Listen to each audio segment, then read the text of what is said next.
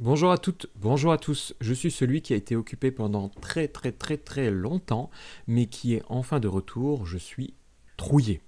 Oui, je pense que vous avez oublié le son de ma voix ou même à quoi je ressemblais. J'ai été absent pendant plusieurs mois, encore une fois.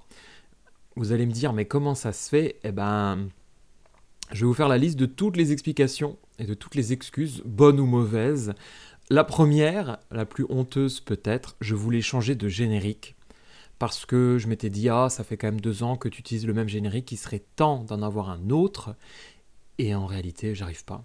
J'arrive pas. J'ai pas réussi à faire mieux que ce générique-là. Donc je suis désolé, vous allez encore l'avoir pour un certain temps. Autre raison, à chaque fois que je voulais filmer, ça tombait mal. J'avais un bouton sur le nez, j'étais mal coiffé, j'étais ci, j'étais ça. Donc je repoussais. Dernière excuse, et là vous allez voir à quel point je vous estime beaucoup. J'avais déjà en réalité enregistré cette vidéo-là, et quand j'ai fait le montage, et franchement j'avais quasiment terminé, je me suis dit mais qu'est-ce que tu racontes? Je me retrouvais pas dans la vidéo, je l'ai faite un petit peu pour m'en débarrasser, me dire voilà, je leur balance ça et ils seront contents. Et c'est pas moi.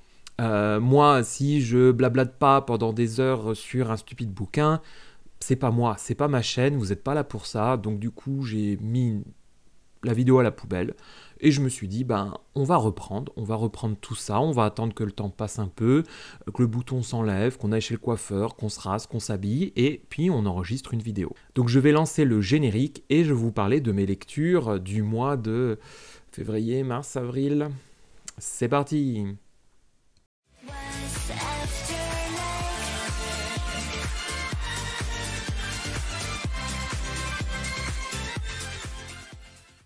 J'avais lu, si vous vous en souvenez un petit peu, La femme de ménage, le tome 1, l'année dernière, et j'en avais dit beaucoup de mal. Un ami m'avait fait acheter le tome pour qu'on le lise ensemble en me disant c'est un peu le grand succès du moment, viens, ça peut être pas mal. Et j'avais été un petit peu horrifié parce que j'avais lu. Et j'avais dit plus jamais. Sauf que, voilà qu'en février, je suis incapable de lire quoi que ce soit. J'ai lu trop de classiques qui m'ont brisé les neurones. Donc, je me suis autorisé cette lecture coupable. J'ai lu La femme de ménage voit tout, le tome 2 de Freida McFadden. Et rien que d'entendre Fadden, j'entends le mot fade, parce que c'est un petit peu ce qu'elle écrit. Dans le tome 2, on suit une toute autre histoire que dans le tome 1. Dans le tome 1, on suivait les aventures de Millie, une femme de ménage qui travaille pour une famille riche. Dans le tome 2, on suit les aventures de Millie, une femme de ménage qui travaille pour une famille riche. Dans le tome 1, Millie se rend compte qu'il y a des choses un peu étranges et commence à plus ou moins mener l'enquête. Dans le tome 2, elle se rend compte qu'il y a des choses un peu étranges et commence plus ou moins à mener l'enquête. Vous l'avez compris, on fait les meilleures confitures dans les meilleurs pots, je ne sais plus quelle est l'expression, mais en gros on prend les mêmes et on recommence, et c'est ce qui se passe dans le tome 2. Et en tant que lecteur, on n'est pas bête, vu qu'on voit à peu près le même scénario se dérouler, vu qu'on a déjà lu le tome 1, on se méfie beaucoup de ce qui va arriver, on sait qu'il ne peut pas se reproduire en principe la même chose, donc on devine tout. Et ça a été un très gros problème dans ce tome 2. On a l'impression d'avoir le tome 1 mâchouillé, recraché, avec une toute petite variante, avec un plot twist différent dans le tome 2, mais honnêtement, c'était quand même très mauvais. Vous allez me dire, mais Trouillet, pourquoi tu t'obstines à lire cette série? Très honnêtement, quand j'avais fini le tome 1, j'avais trouvé quand même la fin un petit peu intéressante parce que je lui trouvais un côté féministe. Si vous avez lu le tome 1, vous voyez à peu près ce à quoi je fais référence. Et je m'étais dit, ça peut être intéressant de suivre le tome 2, cette évolution-là, ce parti pris, et de voir ce que l'autrice en fait. Je vous le dis maintenant, après avoir fini le tome 2, c'était un pur accident. La femme de ménage, c'est pas une œuvre féministe du tout. Vraiment, en tout cas, ça n'a pas été pensé comme ça. Moi, j'en ai maintenant la conviction. J'ai même trouvé ce tome 2 extrêmement dérangeant, encore plus que le tome 1. Et ça m'a convaincu que cette série est juste écrite très rapidement. D'ailleurs, vous avez sûrement remarqué que maintenant pullulent, tels des rats ou des morpions, les livres de Freida McFadden qui sont intitulés La prof, La psy, La femme de ménage se marie, la femme de ménage déménage, la femme de ménage fait le ménage, va à la nage, bref, j'en peux plus. Et ce qui est vraiment ridicule, c'est que par exemple, la couverture du tome de La psy, ça va être « Elle connaît vos secrets, découvrez les siens ». Je vous jure, vous allez voir, la couverture de La psy, c'est le même slogan. Vous vous foutez un peu de nous, là, quand même, franchement. Alors, pourquoi un tel succès pour une œuvre que moi je juge aussi mauvaise? Parce qu'elle s'adresse à un public pour moi qui est très très large, c'est-à-dire un public qui ne lit pas ou qui aime un petit peu ce type de lecture, c'est-à-dire des lectures faciles, simples, accessibles, un petit peu comme moi en février. C'est tellement agréable de lire une histoire dans laquelle on ne réfléchit pas, dans laquelle on enchaîne les chapitres sans trop se poser de questions, des chapitres très courts, c'est écrit... C'est pas très bien écrit, donc du coup, en plus, il n'y a pas vraiment d'effort. Moi, je suis incapable de vous décrire le moindre personnage de cette histoire. Millie, je sais toujours pas si elle est petite, grande ou quoi que ce soit. Il n'y a rien. Et est-ce que c'est grave? Je pense pas. Je pense qu'on a besoin de ce type de lecture. Par contre, il faut quand même être honnête. Je ne viendrai jamais vous voir en vous disant « Il faut absolument lire La femme de ménage, c'est extraordinaire ». Non. Clairement pas. Ça a déjà été fait, refait, revu. C'est vraiment aussi bien écrit qu'un épisode de Desperate Housewives, c'est-à-dire pas très bien, hein, je suis désolé. Mais c'est pas grave, on a le droit d'avoir nos plaisirs coupables, on a le droit de temps en temps d'aimer des lectures qui sont nulles, on a le droit aussi de commencer la lecture par des lectures qui sont nulles. Moi, ça me dérange pas. Pour moi, j'ai simplement perdu mon temps dans ce tome 2 parce que je l'ai trouvé beaucoup moins drôle que le tome 1 et beaucoup plus mauvais. Donc si vous voulez découvrir Freida McFadden, lisez le tome 1, arrêtez-vous là. Voilà. Si le tome 1 vous plaît, lisez la suite, mais vous me direz, honnêtement j'attends vos retours, vous me direz, moi je pense que le tome 2 était quand même sacrément décevant par rapport au tome 1. J'ai enfin fini la grande saga Capitale du Sud, le tome 3. Alors là, je vous montre évidemment, c'est le tome 1. Vous le savez, je vous l'ai souvent dit, je lis beaucoup par liseuse parce que ça prend moins de place. Mais je voulais quand même vous le remontrer parce que je trouve ces couvertures super chouettes, super jolies. Et j'ai l'impression que la maison d'édition qui est aux Forges de Vulcain fait souvent en fait, des couvertures dans ce style pour la plupart des romans. Ce qui fait qu'on reconnaît la maison d'édition assez facilement. J'ai l'impression, peut-être que je me trompe complètement. N'hésitez pas dans les commentaires à m'insulter et à me jeter des bouquins au visage, il n'y a aucun problème. Mais il me semble que c'est un peu le style de la maison d'édition. Dans ce tome 3, intitulé Les Contes suspendus, écrit par Guillaume Chamanadjian, on retrouve comme toujours notre héros Nox qui tente de fuir la fameuse cité, la fameuse capitale du Sud pour se reconstruire, construire autre chose, construire un autre chez-soi, un endroit dans lequel il pourra vivre heureux, libre, une forme d'utopie, et il va très vite être rejoint par un certain nombre de personnages qui eux-mêmes vont essayer de participer à la construction de ce lieu unique. Évidemment, il est très vite rattrapé par son passé. J'ai beaucoup aimé cette conclusion et la fin de cette petite saga. Vraiment, j'appréciais de retrouver à chaque fois mon petit Nox, la construction de son utopie, de son camp, de je ne sais pas comment l'appeler, lui-même a du mal à le définir, mais de le voir interagir avec les différents personnages, le voir évoluer, le voir réfléchir sur ce qu'il veut faire de différent par rapport à ce qu'il a connu dans le passé, j'ai trouvé ça vraiment très bien. J'ai trouvé qu'il y avait même des développements qui étaient assez touchants et ça reste ma petite lecture coup de cœur, ma petite fantaisie que j'aime bien parce que c'est toujours aussi accessible, agréable à lire, c'est pas trop difficile, et je le répète, je le dis vraiment comme un compliment, parce que très souvent je pense que la fantaisie malheureusement ça repousse par sa complexité, par sa densité. Là au contraire, vous pouvez tout à fait vous lancer dans cette saga-là et y prendre beaucoup de plaisir, vraiment. Il y a d'ailleurs une certaine poésie que j'ai beaucoup appréciée, une certaine réflexion sur le thème des histoires, hein. Le tome s'appelle quand même Les Contes suspendus, Et j'ai été très content d'en arriver à la fin. J'ai quand même une petite critique parce que je suis un gros râleur.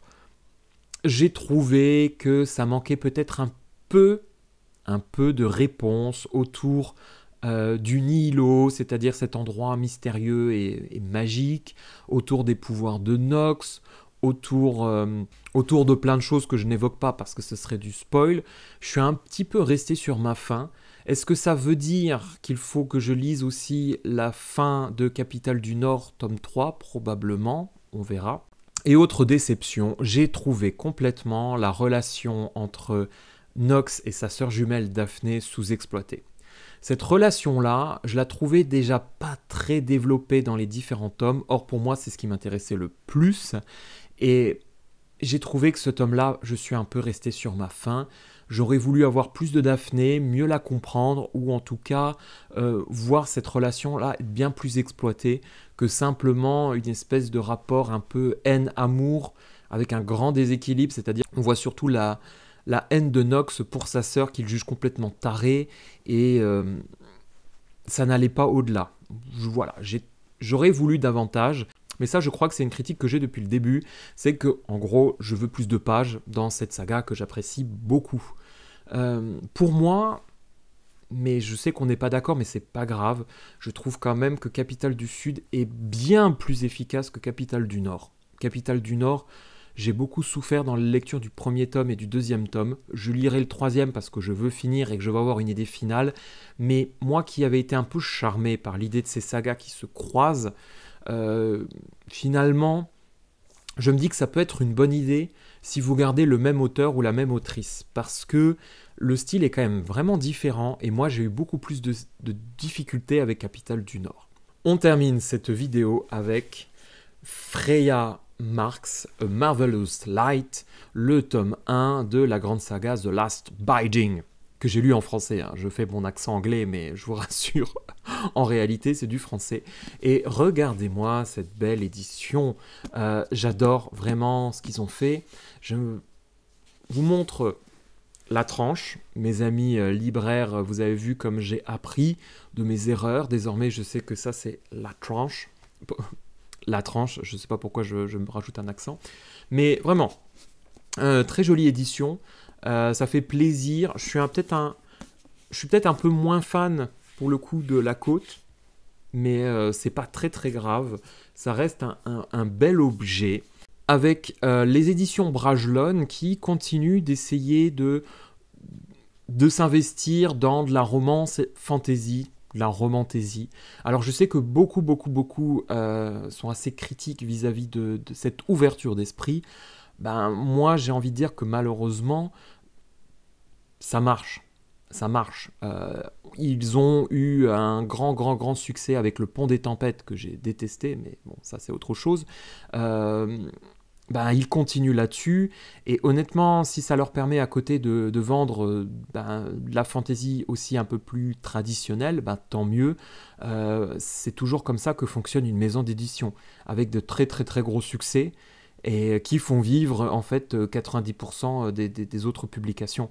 Donc moi je suis content, surtout que là on va parler de romance queer. Nous sommes au début du XXe siècle et nous suivons un jeune garçon, Robin, qui est un noble qui n'a plus un sou et qui accepte donc comme job alimentaire de travailler au gouvernement. Ouais, il y a pire, je pense, comme job alimentaire.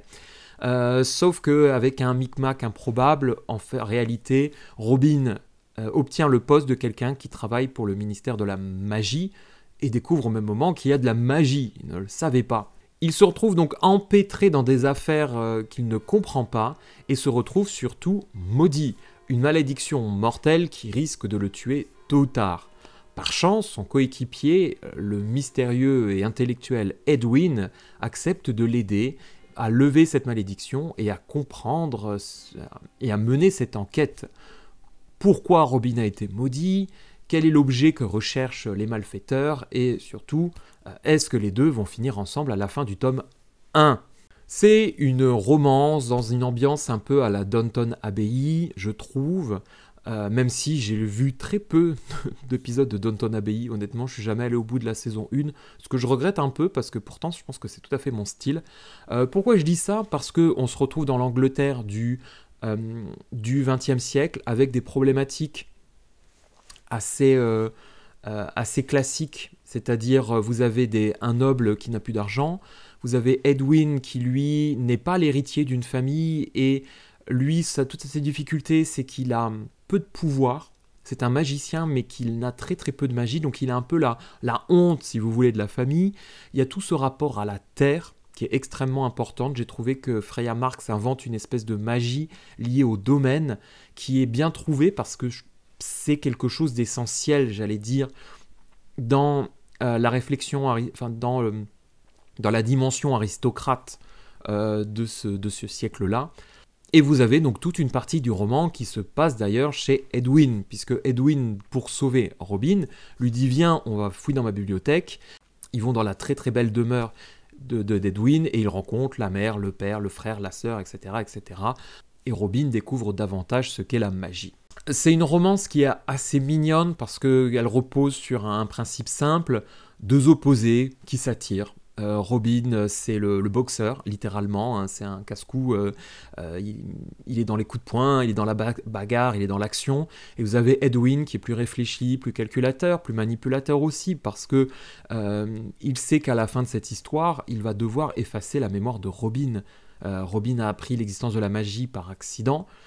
Cet accident-là devra être réparé tôt ou tard. Donc c'est une relation qui est intéressante, qui est extrêmement mignonne, même si j'ai trouvé, mais alors ça c'est sûrement moi, qu'il y avait un contraste terrible entre leur relation qui est mignonne et qui est adorable, et leur rapport, parce qu'évidemment, ils vont très vite commencer à faire crac-crac. On n'attend pas la fin du tome pour que ça arrive. Je vous le dis parce que c'est jamais un suspense vraiment dans ce tome, de savoir s'ils vont se rapprocher.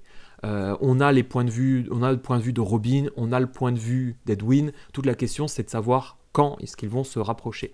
Et les scènes de crac-crac, c'est pas qu'elles m'ont dérangé ou quoi que ce soit, hein. De toute façon, c'est pas ce qui... Mais c'est un petit peu comme si vous regardez... Pour moi, j'ai un peu eu l'impression de regarder Heartbreaker. Comment s'appelle cette série la série avec les deux garçons qui s'aiment, je ne sais plus comment ça s'appelle, je ne l'ai pas vu non plus. Bref, comme quand vous regardez cette série-là, et que soudainement, ils ont une scène un petit peu osée, je dirais. Ça peut surprendre, voilà. Après, moi, je suis assez prude, je dirais. J'ai lu encore un manga, BL, Boys Love, où il se passe un peu la même chose, un couple très mignon, et quand il y a eu des scènes de crac-crac, j'étais un peu... Donc, c'est sûrement moi, mais je préfère à le dire, il y en a et elles sont assez explicites. Et l'autrice fait quelque chose que j'avais jamais vu, mais là vous allez me dire c'est parce que Trouillet, tu lis vraiment pas assez de ce type de romance. Il y a un usage de la magie dans le rapport. Oui, la magie est liée au fantasme, au plaisir, et j'étais d'accord, intéressant, dans Harry Potter il n'y a pas ça. J'ai trouvé que c'était suffisamment amusant, ou en tout cas moi unique pour moi, pour le noter. Si j'ai pris un certain plaisir à suivre leur petite romance, j'ai quand même été moins concerné par l'enquête, parce que j'avais l'impression qu'elle était constamment mise de côté. C'est-à-dire que Edwin, dès le début, prend la décision de chercher à lever la malédiction, et moi j'aurais aimé plutôt qu'on cherche pourquoi il a cette malédiction-là, qui a lancé la malédiction, et en réalité, ça vient assez tardivement. Il n'y a pas vraiment de... Il n'y a pas d'enquête, j'allais dire, un peu à la Columbo, où vous suivez les personnages, vous voyez les indices et vous essayez de deviner. En réalité, enfin moi, j'ai rien deviné du tout. Peut-être que j'ai mal lu, probablement, mais j'ai trouvé d'ailleurs que la fin était un peu catapultée, avec des méchants qui ne cessent de se révéler en ouvrant des portes et en disant « c'est moi le méchant ». Et moi, j'étais « mais qui êtes-vous? Et que faites-vous dans ce roman ?»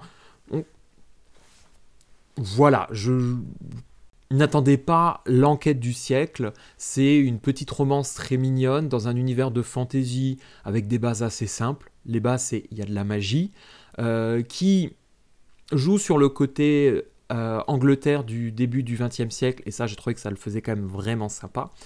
Il n'y a pas de quoi aller casser la troisième patte du canard, c'est-à-dire que c'est sympathique. J'ai passé un moment agréable, mais j'en ferai pas ma lecture de chevet et je ne vais pas faire de Robin et d'Edwin mon couple phare.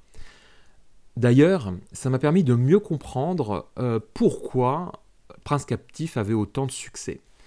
Je m'explique. Dans Prince Captif, toute la tension et tout le plaisir, c'est de voir des personnages qui se détestent, qui sont complètement opposés, se rapprocher progressivement. Et dans The Last Bind, dans A Marvelous Light, c'est pas des personnages qui sont complètement opposés. Ils ont des petits problèmes, mais c'est des problèmes tout à fait surmontables. C'est pas du niveau de Prince Captif. Et c'est pour ça que je pense que dans Prince Captif, ça rend toute la lecture extrêmement savoureuse. C'est de savoir que c'est censé être un amour impossible et que ça va se produire. Là, c'est pas un amour impossible, on sait que ça va se produire, on ne sait pas si ça va durer, on ne sait pas comment ça va se passer, c'est ça qu'on veut découvrir. Il y a un côté un peu guimauve qui est tout autre, mais moi je pense qu'il m'intéresse moins. Voilà, c'était mes 3 lectures majeures de cette longue période. Je vais reprendre les vidéos correctement désormais, avec les jours fériés, avec les grandes vacances qui arrivent, avec le beau temps. J'ai envie de lire beaucoup, et j'ai envie de partager ça avec vous. Donc n'ayez crainte, on se retrouve très vite. Une fois de plus, pour moi, ça a été un très grand plaisir de reprendre la caméra face à vous et de partager mes réactions. N'hésitez pas, comme toujours, dans les commentaires à me dire « Trouillet, tu nous as manqué ». Non, je plaisante. Dites-moi surtout « Trouillet, je suis d'accord ou pas d'accord ?» parce que c'est surtout ça, moi, qui m'a manqué. C'est d'échanger avec vous et de partager mes lectures et d'avoir votre avis. On se retrouvera de toute façon très vite parce que j'ai commencé 2 lectures qui est L'épée de vérité de Terry Goonkind et l'épée de Kaigen, je crois, et j'ai hâte de vous parler de cela. Voilà. Donc je vous remercie, je vous souhaite une très bonne journée ensoleillée, une très belle semaine et un très bon mois de mai. Bye bye.